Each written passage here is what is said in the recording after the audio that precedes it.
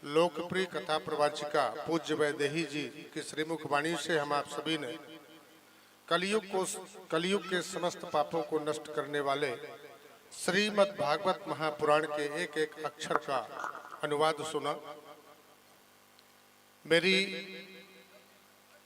प्रभु से विनती है, मां शारदा से विनती है कि इस पावन कथा का जिन्होंने वाचन किया, जिन्होंने श्रवण किया, प्रत्यक्ष अथवा परोक्ष रूप से इसमें सहभागी रहे, सबकी मनोकामना पूर्ण हो। आप पूज्य वैदेही जी के सम्मान के लिए तालियां लगाएं और अपने गृहस्थ जीवन में अत्यधिक व्यस्त होते हुए भी हमारे आयोजक श्रीमती सुनीता तुलसीदास कुशवाहा जी ने इतने बड़े धार्मिक यज्ञ का आयोजन किया, उनके सम्मान के लिए भी आप तालियों से स्वागत करें, जो एक माध्यम थे हम आप सभी को इस पुनीत कथा के श्रवण कराने के।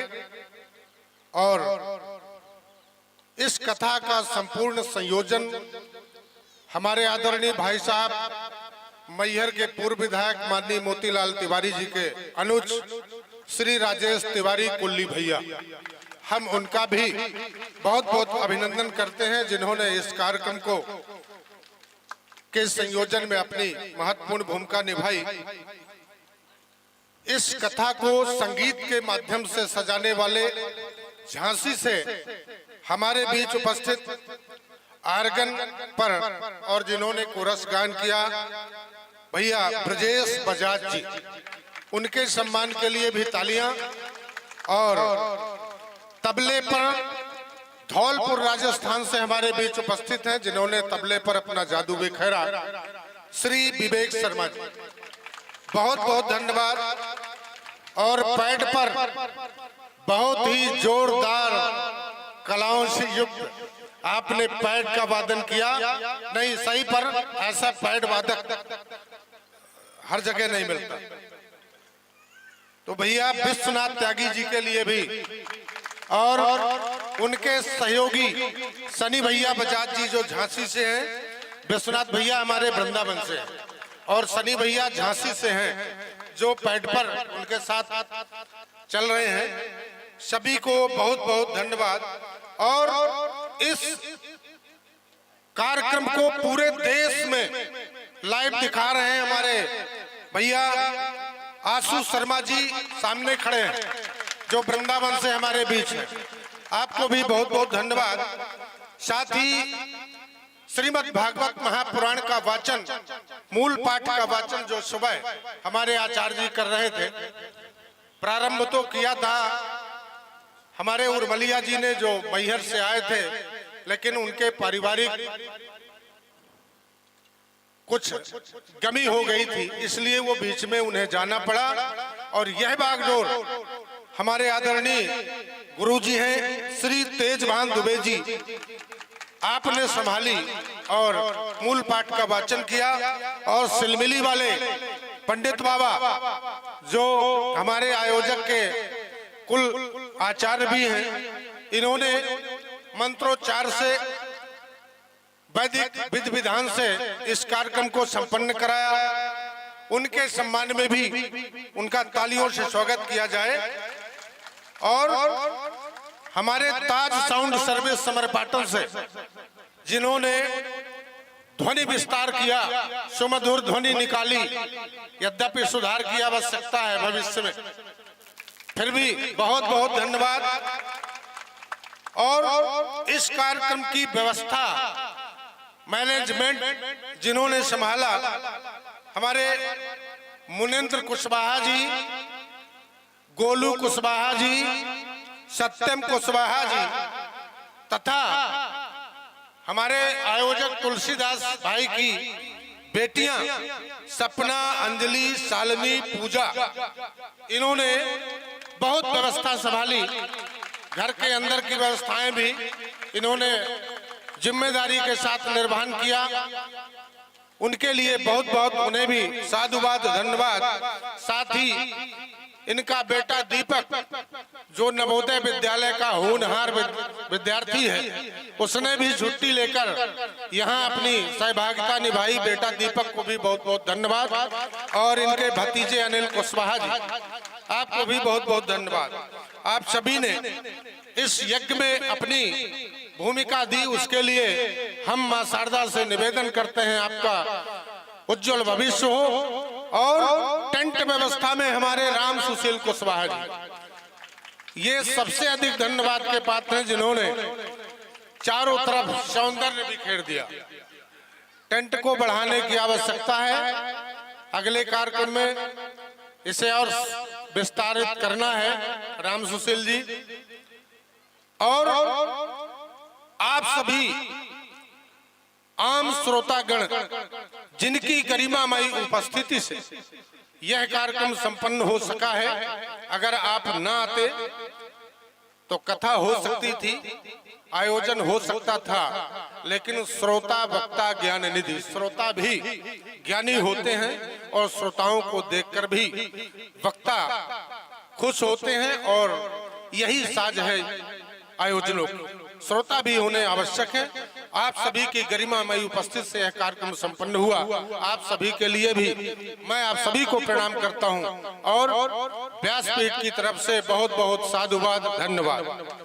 एक बात और, हमारी पूज्य वैदेही जी ने एक एक अक्षर जिनसे सीखा है, इनके संस्कार जिन्होंने गढ़े हैं, बैठे हैं हमारे महाराज जी, आदरणीय कमल हरि महाराज जी। उनके लिए जितनी प्रशंसा की जाए हमारे पास कोई शब्द नहीं है, जिन्होंने एक एक अक्षर से हमारी पूज्य वैदेही जी को पारंगत किया है।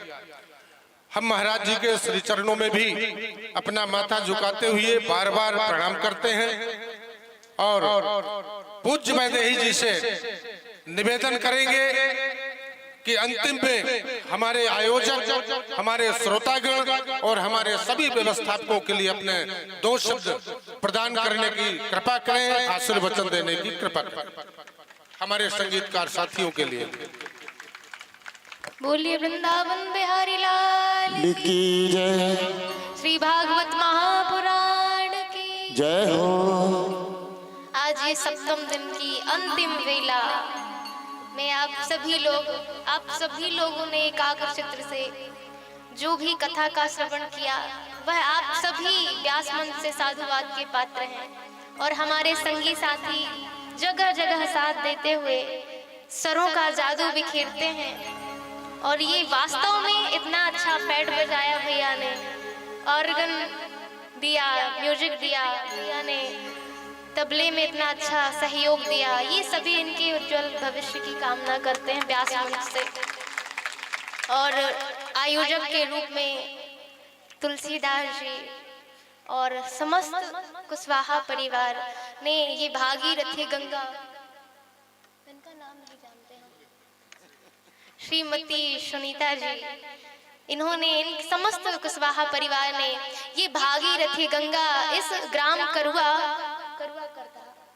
पे उतारा है। इनके लिए जोरदार तालियां और बहुत बहुत बधाई कि ये कार्यक्रम संपन्नता से सार्थकता पूर्वक संपन्न हो गया। बहुत बहुत साधुवाद। और जो आयोजक करता, जिन्होंने सारी टीम का आयोजन संभाला, डॉक्टर राजकुमार गौतम, इनके लिए तालियां और इनके लिए व्यास मंच से बहुत बहुत आशीर्वाद, साधुवाद कि ऐसे कार्यक्रम होते रहे, ऐसी टीम आती रहे और सब आनंद मग्न होकर भगवान के नाम को, पावन पुनीत नाम को, पावन पुनीत कथा को आप सभी श्रवण करते रहे। इसी के साथ गाने को बना आप सभी प्रसाद लेकर ही जाएंगे। अभी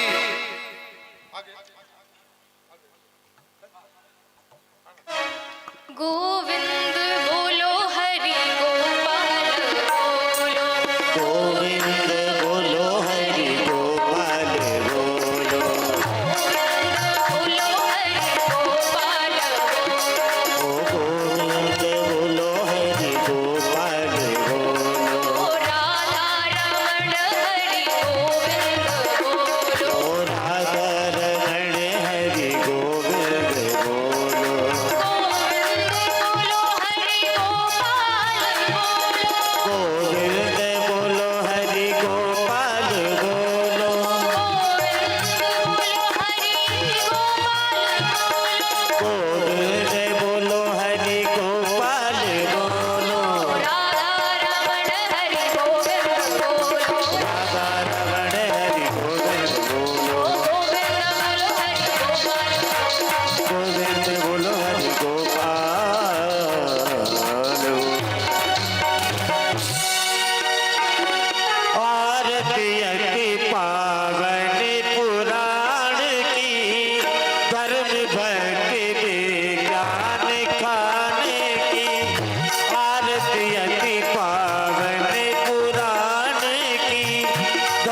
भक्ति विज्ञान खाने की महापुराण भाग्यवत निर्मल सुख मुख विगलित निगम कल्पो फल परमानंद सुधा रसमय फल लीला रति रस रस निदान की आरती अति पावन पुराण की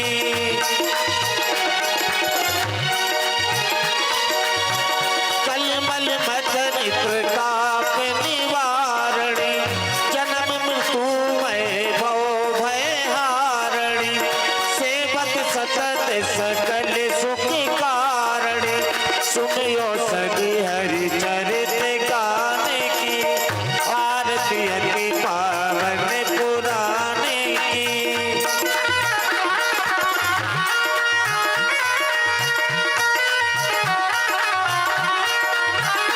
विषय विलास विमोह विनाशिनी विमल विराग विवेक विकासनी भागवत तत्व रहे से प्रकाशनी परम ज्योति परमात्म ज्ञान की आरती अति पावन पुराण की